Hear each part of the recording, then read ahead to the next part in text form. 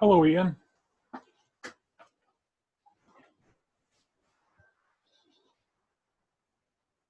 Mark, can you hear me? I can hear you, Ian. Can you hear me? Yep. I can see you. Can you see me? Yeah, I can see it. Okay, so apparently, this number is my personal Zoom number, and I thought that I was clicking on the Zoom meeting that I had scheduled, which is, not up here, but over here, but that's not what worked. No. And I can't even get a hold of Bill, so I don't even know where he's at. Oh, is he missing in action? So it just might be you and me. Okay, well. Which is fine since I don't have my screen share figured out yet. I found the Logitech app and I downloaded it, but none of the controls work. And the controls can you show me what your Logitech app looks like? Yeah. Let me.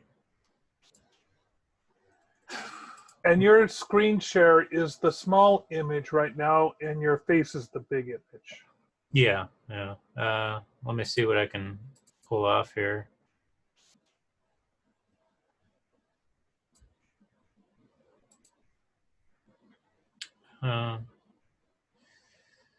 Let's see. Display one. No, that's not what I want.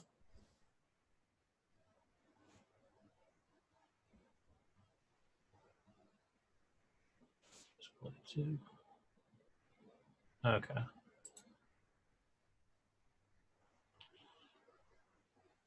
So this might be a little weird.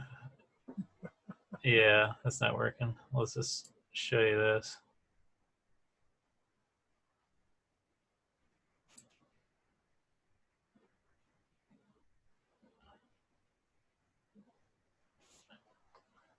Okay, your controls look way different than mine do on the Logitech thing. Yeah, I don't even have the same menu. I think what's happening is that could be that my utility is really old. It could be that, or part of my hardware is really old. It could. Maybe I'll try a different resource to try doing the insert. I also got an email back from Zoom saying that they're willing to schedule a meeting with me to walk me through the difficulties that I'm having setting it up so that everyone can share their screen simultaneously. Oh, that's good. That works. I like that. Yeah, this is I mean, I figure I'm just gonna we're recording now, but I haven't even started the recording yet. Oh, it says recording on the screen.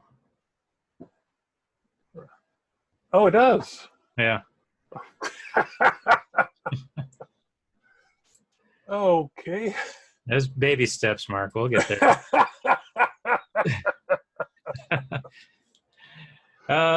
Yeah, so I don't know if you saw, but on your Facebook post for last week's episode, I found a couple other like screen streaming apps, and I posted links to them. Yeah, I'm going to check out those next because obviously the app that I downloaded wasn't working. Also, I've been having problems with identity theft, so I have multiple layers of protection now on everything. So if I mistype a password once, everything has a fit. It wants me to send a secondary code with the corrected password, and then that leads to me having to change my password. Then 15 minutes later, I finally get to downloading the app, and then I find out that it's not working for me. Yeah, that's I kind of have a recollection of you mentioning you had identity theft. So is that still getting resolved, or? It appears to be a one-time thing. What happened was someone created a PayPal account using all my ID. Once they had that PayPal account, since I already had an existing PayPal account, they were able to find out that where my bank was, or they already had my banking information as well. And they pulled about $3,500 out of my bank account, Okay. which was a little bit of a shock. Oh, and, yeah, sure. And when I noticed it like a month later, because I only look at my statements now and then. I don't look at my phone. I had noticed that my amount had gone down drastically, but I thought it was because I hadn't kept track of a credit card payment, because I always pay off all my credit card debt every month, so I don't have any outstanding debt. Mm-hmm. And when I went in, once I contacted PayPal and said, hey, this money was pulled, but it didn't go into my PayPal account. What's up? They confirmed then with me that somebody had set up a phony ID account. Because they were able to confirm that it was using actual identity, I was able to then log a police report. And with that police report, the FCC protects your bank up to so much. And in the case of identity theft, that amount is automatically placed back into your bank account from the bank. It's called a certificate E. And so I had the money back within 4 days, as soon as I was able to give them that the police report. But you still had to secure all your accounts and everything. When I had one of the things you can do is, I had to go into all my accounts, change all my passwords. A lot of banks now have what's called double verification, and you can also get double verification on your Apple. Basically, what happens is you enter in your password, you'll get sent a code to your telephone or device, and then you enter in that code. It's a one-time code. And if it's like, say, your password, you add that code at the end of your password. You do not, as I found out today, retype in your password and then add the code. No, the code, you go into where your password had been. You also don't do it before you click the button on your phone saying, yes, I verify that I've received this code. Things they don't mention to you that you only learn from doing in the field experience on the step-by-steps. But so I mean, is it like something that you're like going to get used to and it won't be such an inconvenience, or do you think it's just like a permanent inconvenience on your life now? I actually like it with my bank account. I also have my bank accounts set up to inform me every week what my accounts are, my balances are. It just automatically sends me a text. It also will send me a text if there is a shift of money more than an amount that I've entered in. Like, say, I've got 500 entered in. So if there's a shift of more than 500, I'm going to get a text. And I also get on my checking account, every check that I write, it sends me a verification that that money's moving. So I like the double verification. I just wasn't expecting to see it pop up on my Apple account today. And or rather, I hadn't gone through the process with it before. So it's just a matter of trying to learn how to jump through the burning hoops, as it were, without singeing yourself when you go through. Yeah. I've also learned that it's possible to put a stop on your credit. Oh, credit freeze? Yeah, you can do a credit freeze. Yeah. Yeah, I And did mine back when Equifax was hacked. Like I had always put it off because they used to charge you for that, and it was like $5, and it's not a huge hassle now that I've done it. But back then I was like, well, if I ever want like a new credit card or any sort of like credit thing, like a new car or something, I'll have to take down the freeze or put a pause on the freeze, and it's just like, you know, extra layers, which is a good thing. But having done it, I was just like, man, I should have done this earlier, because I used to do the credit fraud alerts, which is like it's not like a freeze. A freeze just permanently blocks anybody from getting new credit, but a fraud alert is like a line on your credit report that says, hey, before you issue new credit, there's a fraud alert. You need to contact the owner at this number or something like that. But which one did you do, by the way? actually, I haven't. Well, I'm not going to tell you what I did exactly, but I do. I will tell you that I use a system called the Legal Shield, and Oh, I you pay told it. us about this before, Yeah, yeah. and I pay an extra $10, and they have a website interface that allows me to go into all three of the credit places, Yeah. and it's a single portal access for both them and with the services of Legal Shield. So I can go in there and see, okay, here's where this fraud alert's coming from. Here's how I can, sign off on this particular thing, or this is where I'll put a freeze here and here, and that's fairly flexible. Yeah. I am having a little bit of an issue though with Legal Shield right now, Oh no. in so much as the attorney that's been handling my paperwork, when they send me the paperwork, it comes with password protection. And every time I've entered in my password, it hasn't worked, except for once.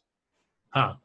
And I keep having to go through the same rigmarole of calling up tech support to find the right number, to talk to the right tech, to tell them, hey, this is the thing that's happening. It's happening again. This is week number 4 that this is happening. Wow. I'm changing the password. Yes, I have, because the first thing they do is tell you, okay, change your password. Damn it, I have changed my password. Well, this is a one-time thing. Just change your password again. I said, that's another thing that you keep telling me, that it's a one-time thing. I changed my password again, and when I go back in, guess it's a vicious catch-22 scenario. And Wow. I finally got an email from my lawyer today that actually has an 800 number, which I hopefully is directly to them, so I'll call them up tomorrow, because I'm hoping that it's not just an 800 number that'll take me to the generic Legal Shield switchboard, which has happened before. Right. I think their system might have a few bugs in it. But I have known other people who have done things with Legal Shield that it's completely saved them hours and misery. One guy was stopped in his car, and they were going to arrest him. And so he got his lawyer on the phone and handed the phone to the cop, and the cop didn't arrest him.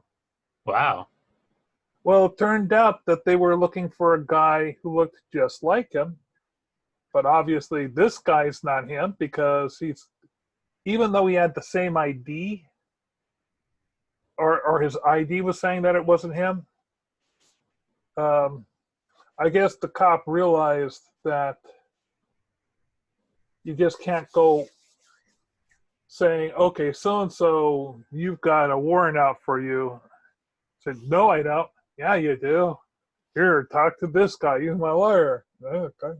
It doesn't have any, and once that gets squared away, then, because he was there with his family in the car, Huh.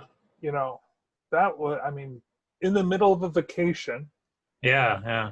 You So the cop assumed that he was the guy based solely on appearance, and he said that there was a warrant out for him based on his appearance alone.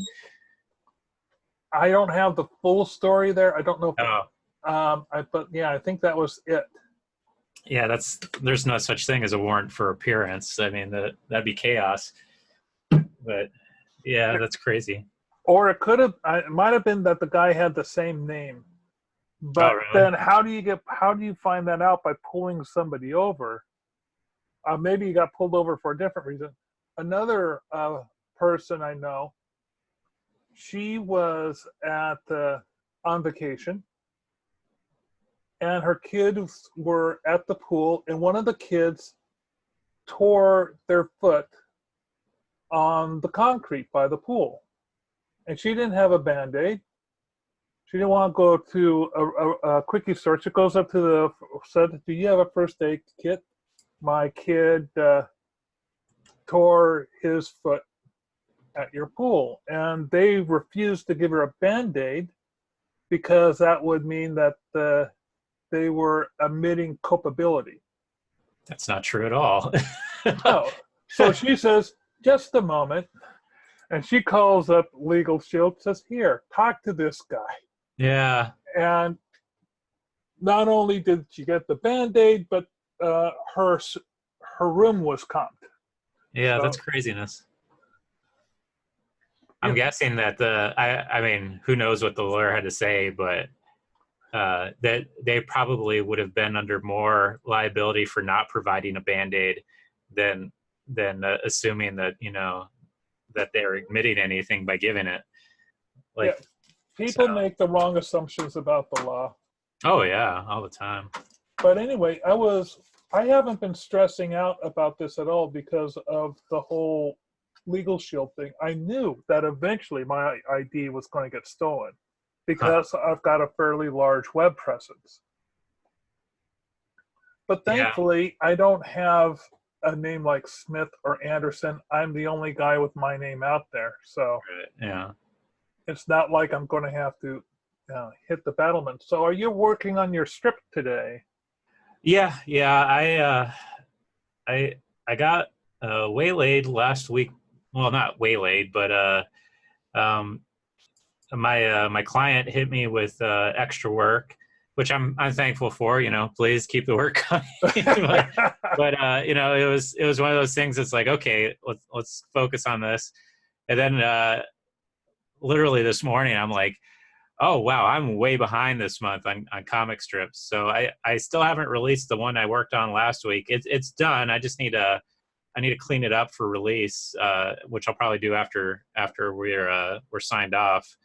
But yeah, I need to make 3 more comics in the rest of this month, and so I don't want to blitz through this. I was kind of thinking of like what my options are. I'm looking at my work board and trying to see if there's some scripts that have a little bit easier drawing workload on me than the ones I've done so far. So who knows? I'll probably have a few long nights this week and towards the end of the month. But yeah, I'm gotta finish 3 more comics this month to keep up with my Patreon backers.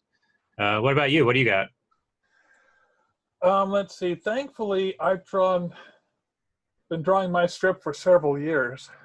Yeah. so I have. I just got waylaid by work last week, so I wrote some paragraphs for. There are some strips that I haven't written paragraphs for, and I wanted to get some of those done for the book. So I'll be posting those out. I need to double check to see if I have one ready to go tomorrow. I've been keeping a database, and on the database, I've got when I post a Patreon, when that Patreon becomes public on Patreon, Mm-hmm. and then whether or not I have that scheduled to go out via, because I use Hootsuite, Yeah. and I schedule them to go out on Instagram and also on Twitter via Hootsuite. But I find it's easier to schedule them. I think I can also schedule them to do them on Facebook, but I like to post them not on my main page, but on my Comic Critic page. And you can schedule postings on your pages as well. Yeah. And so I write down the dates. Then I also have a blog, and I want to make sure that I have it posted on the blog. I kind of lost 1 week when I thought I could have the Patreon post be the one that I post everywhere else. But unless you subscribe to Patreon, that page is not a public page. All right. So that doesn't work. Yeah. Oh, I also send out an email list. And so just getting it'll take me about an hour to do about 3 weeks worth of postings to all the portals and stuff. And then I don't have to worry about things for a couple weeks. But I don't think I did that last week. And it feels like time's flying. Right. What type of system do you keep track of where you're posting? Are you just posting strictly on Patreon right now? Yeah, I'll post on Patreon first, like you, and then as I'm posting, then I'm also uploading to my Unfed Artist website, and you can delay release on that. So for whatever the time Patreon becomes public for. I think it's just public. I don't restrict it after a week. And I may think about that. I don't know if I want to keep on doing that, but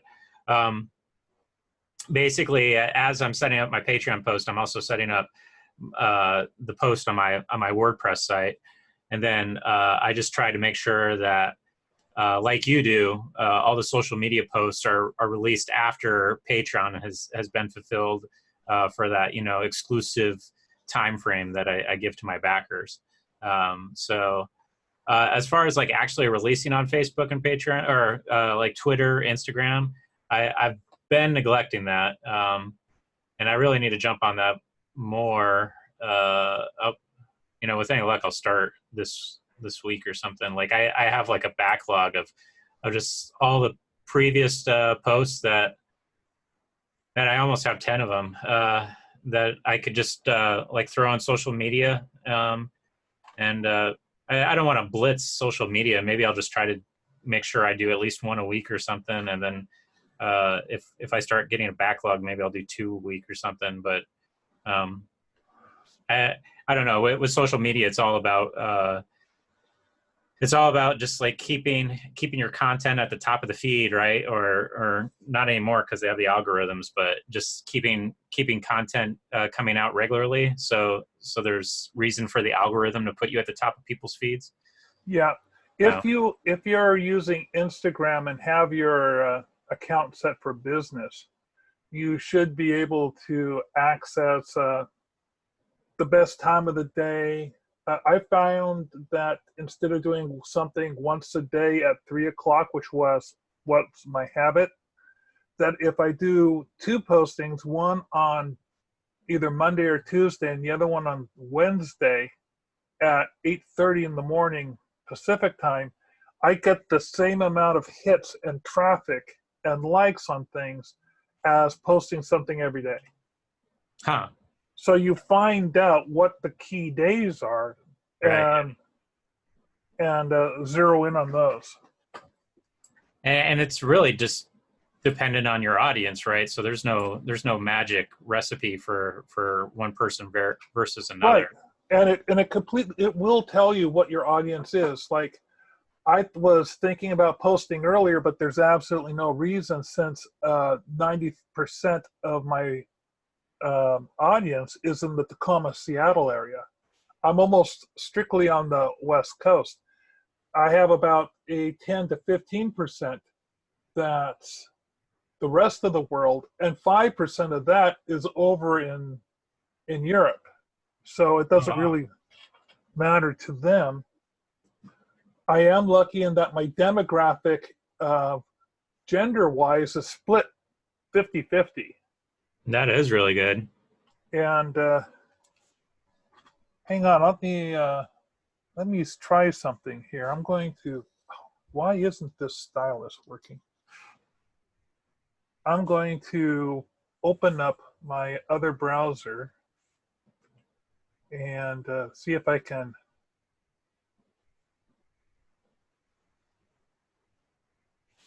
I'm opening up Safari. I'm pulling Safari down, and I think let me make sure. Are you seeing my browser? Yeah, I see your browser. Okay, so I'm just gonna. What you can do is the reason I'm pulling down Safari is because this is a little trick I know you can do in Safari. Go to your Instagram account. Hey, look, there's a posting from Bill. And then what you can do is up underneath Develop, pull down to Show Web Inspector, or pardon me, right about over here, User Agent, and you pull over to Safari, and then you pull down to iPhone. Click on that. Now you have the same buttons that you do on your phone. So let me see if I can get the, oh, but it doesn't have the swipe. Okay. I thought perhaps I might be, this is one of the ways that I used to, before I had Hootsuite. Yeah. I would be able to post my graphics straight onto my desktop. But as long as I have this open, I can show you something. This is called the 9-panel rule. Everyone who goes in and looks at your post, they see the last 9 panels that you posted right off the bat when they on your default screen on your phone. So you want your last 9 panels in Instagram to be a reflection of what that account is all about. And as you can see, I keep them fairly consistent. They're all comic book or comic convention related, even though that this is my main Instagram account. I don't really do a lot of business postings. I do little postings like this for the Graphic Artists Guild. That's somewhat business oriented. People love comic book conventions, and okay, yes, I do the odd food and group shot. I wonder, let's see, what's happening on my likes.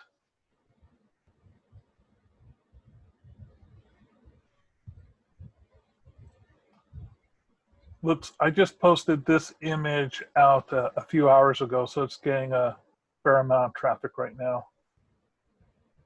It's only about 9 or 10 clicks.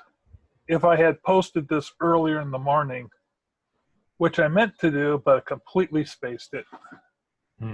But I wanted to get this off as quickly as possible because the folks over here, they're sharing their page. Oh, here is someone's print from last week's Weird Elephant.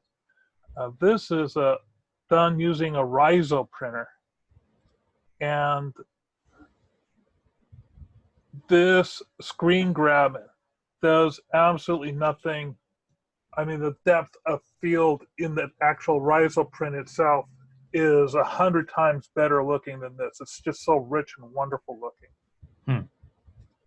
But anyway, so that's, and I want to go back to,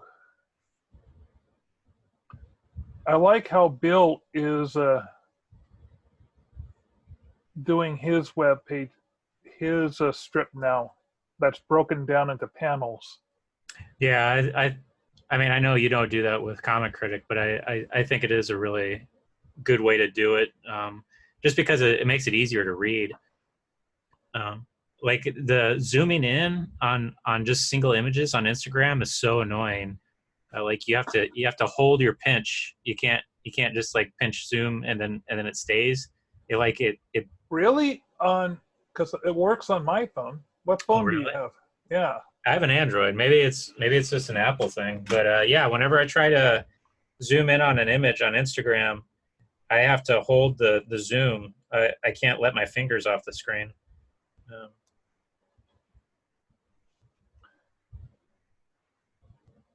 I'm trying to look for. Let's see.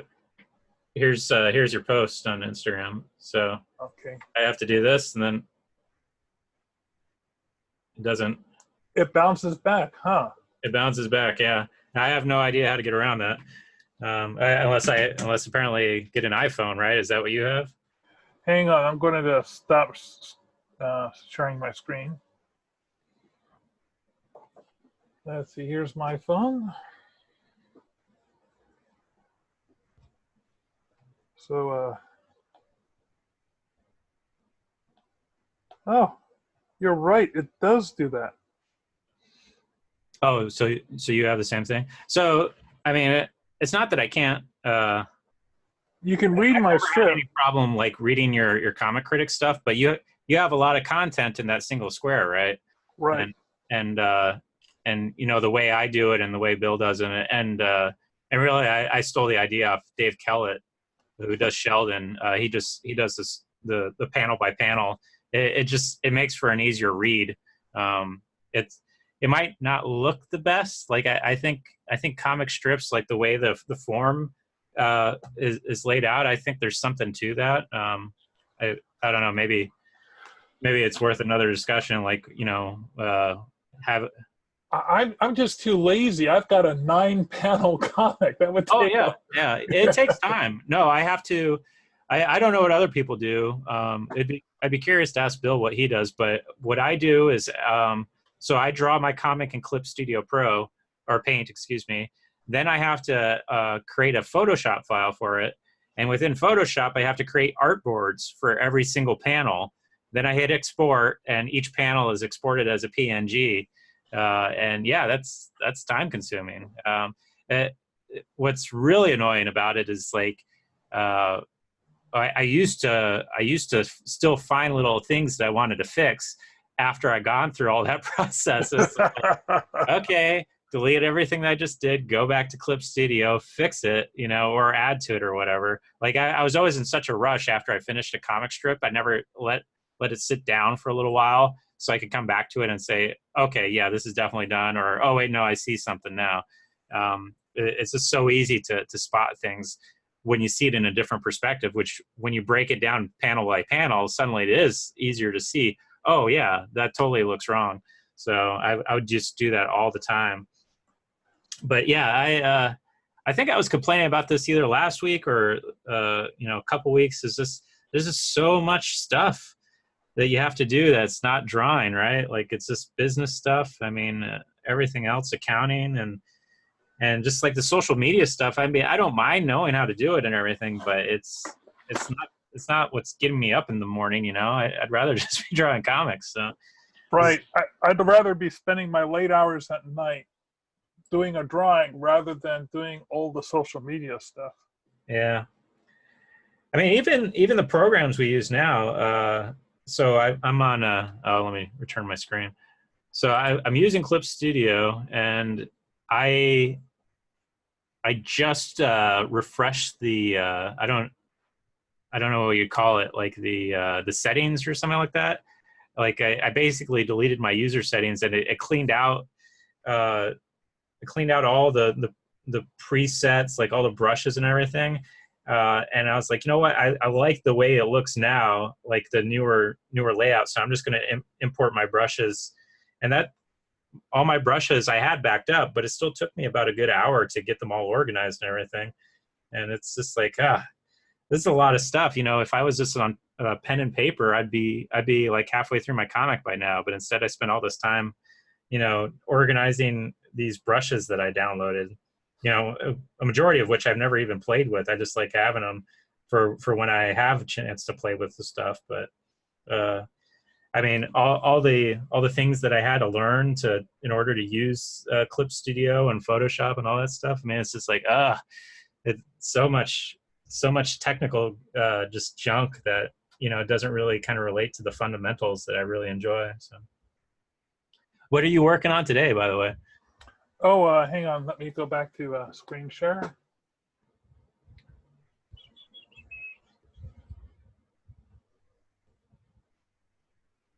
Where is that? Here we go.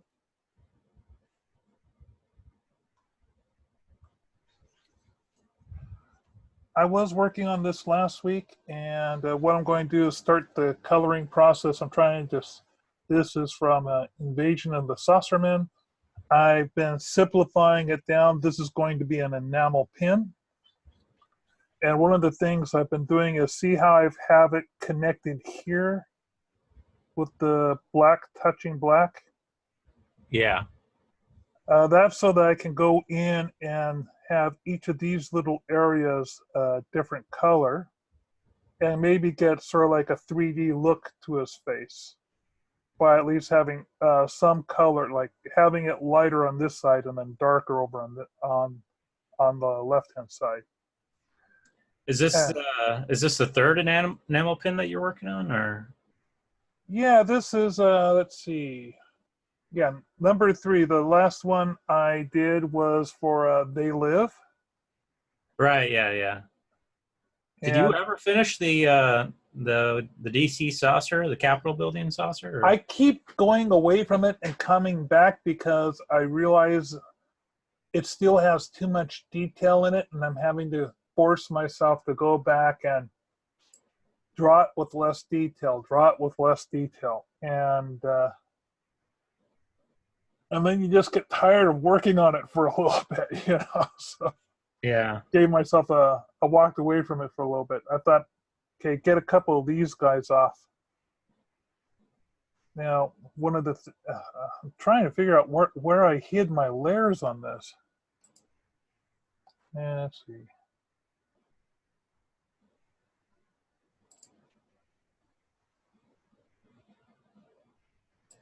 I'm not even finding my layers.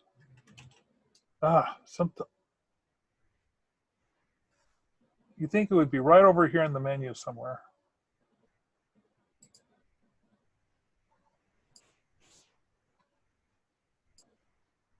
And then you think I would find it up here underneath Windows, and you pull down.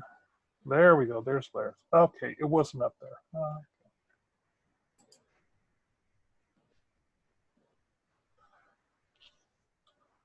So I'm going to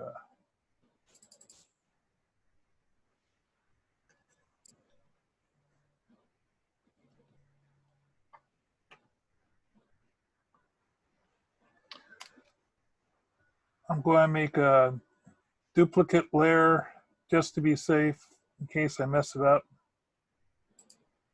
Put a lock on it, go into the existing layer, just select a random color.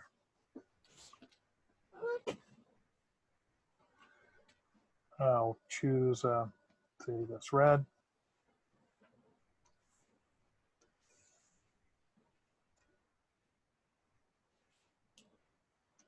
Move it so it's just on the edge of the image.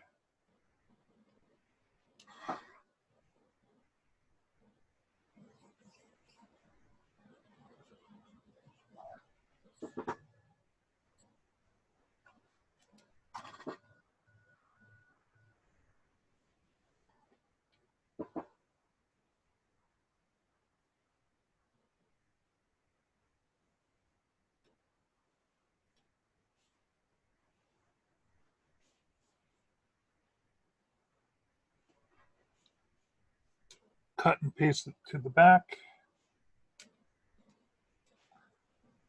Come on.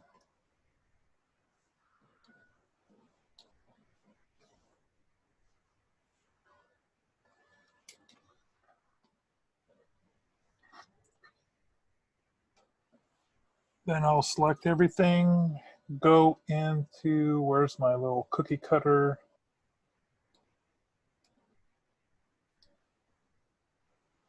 Man, I kind of messed up and moved things around. Where is that thing?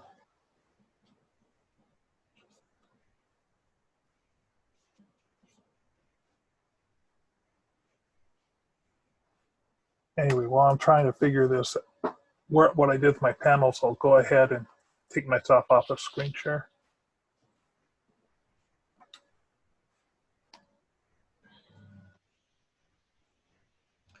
Well, we're almost at the time, aren't we? Oh, yeah, it is almost 8:30. I mean, 4:30. Well, Ian, thank you for joining me for another wonderful episode of Epic Sketch Time. I recently spoke to Stowe, and he's going to see whether or not he has an easier time checking in on Zoom than he had with Google Hangouts. And Yeah. if so, maybe we'll have Stowe back here. He's a wonderful effervescent guy. Cool. Yeah. Well, until next week, good luck with all the chaos. I hope it works out better. And then, if there's anything I could try to help with when it comes to the screen casting stuff, let me know. I mean, I don't pretend to be a tech support guy, but I was able to figure this out, so I might be able to help you out. So. Well, thank you. I'll give you a jingle if I have difficulty. I think what I'll do is I'll try one of the apps that you sent me a link to, and I'll also try contacting, if I have time in my schedule, to schedule an appointment with the folks at Zoom and see if they can give me their 2 cents. It could be that I'm simply pushing the wrong button or ignoring something on the wrong control panel or something. I'll see you next week, sir. All right. Take care.